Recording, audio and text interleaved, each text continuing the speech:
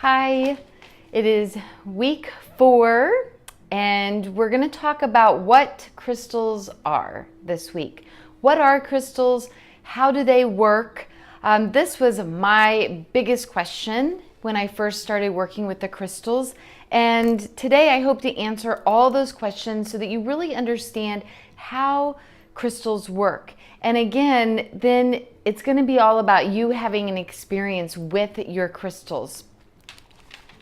So crystals work, basically, I came up with a little saying to help you remember how crystals work.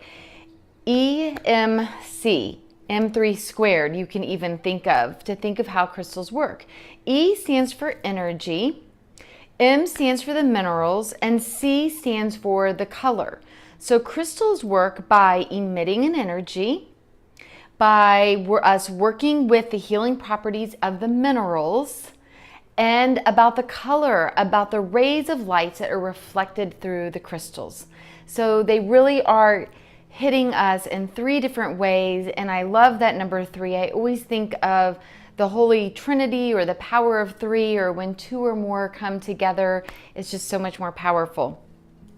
So I'm going to give you a book recommendation that I gave you the other day that's going to also explain this even more.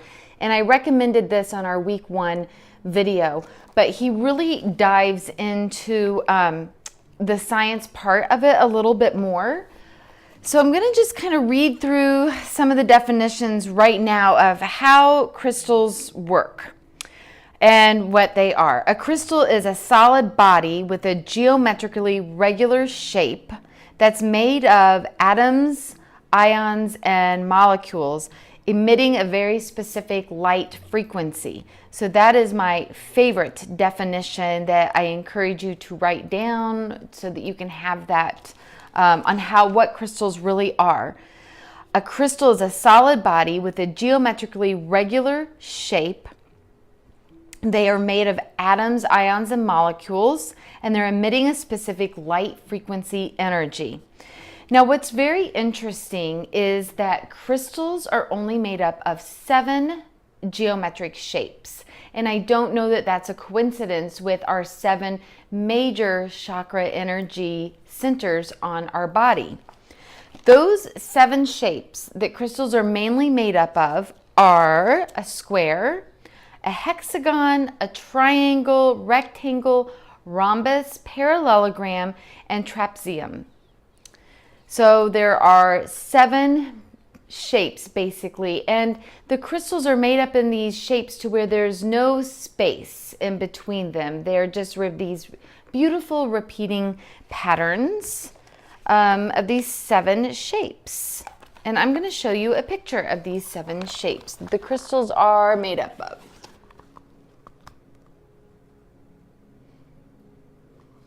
That is how they reflect the light so beautifully. Now, the crystals, when they were first discovered by the ancient Greeks, which we'll get into in another video when I talk a little bit more in depth about the history of crystals. But the Greeks, that's where the name actually came from, because crystal means ice. And the Greeks actually believed that the crystal was such a deeply frozen piece of ice that it could never melt again. So the crystal actually comes from the Greek word kristallos, meaning the Greeks believed a rock crystal was so deeply frozen that the water could never melt again.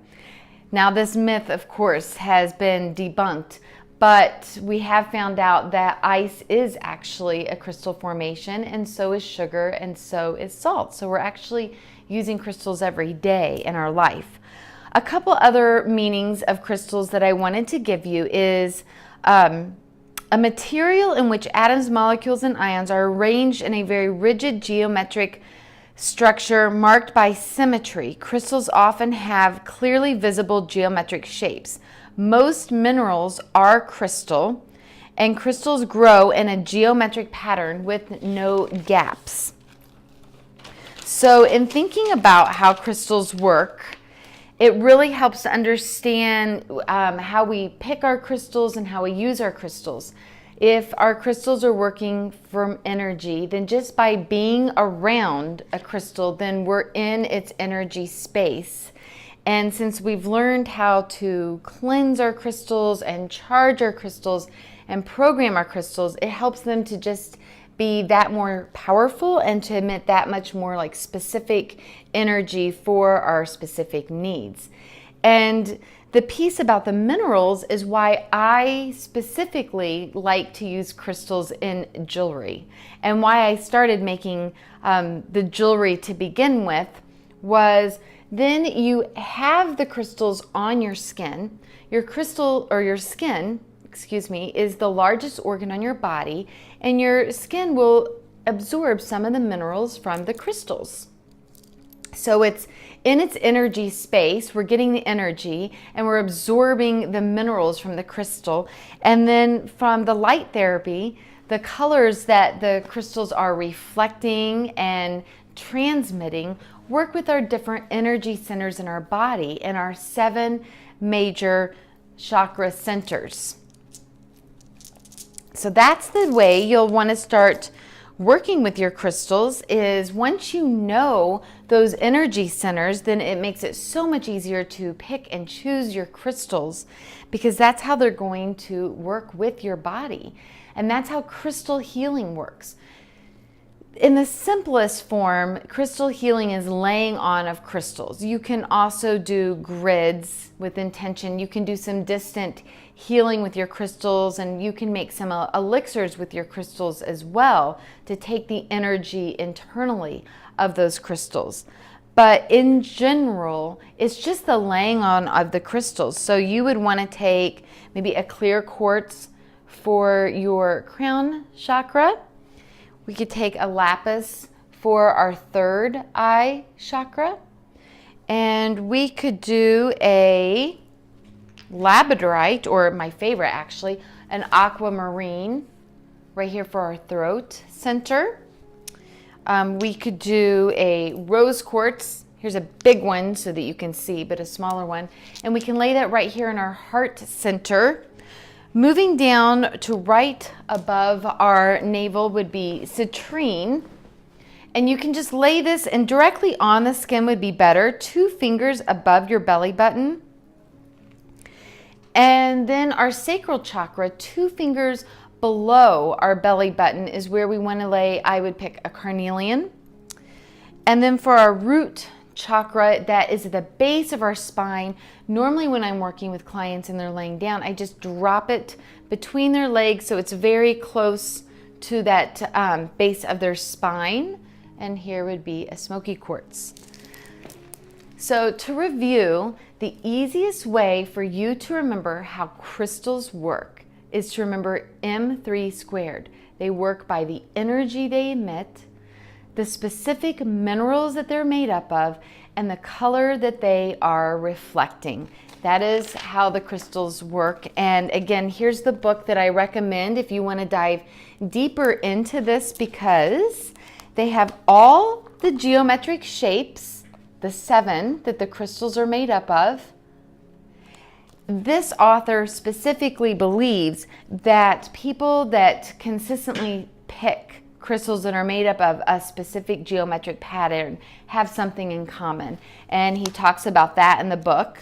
And then the other part that I love is when he gets into all of the minerals and how they affect our body. Here's aluminum. I just kind of flipped through to show you, because the crystals, like I said, most crystals are made up of minerals, or most minerals are crystals. All crystals are made up of minerals. So it talks about all of that to expand your awareness. And I truly believe that the more knowledge we have about something that works, especially something that can feel different at first when we're stepping outside of traditional medicine, some people may call it a little woo-woo. So I figured to put this video kind of in the beginning of the series so that you can have a little science understanding to how they work, and be prepared then to go in with an open mind to just experience your crystals. Namaste.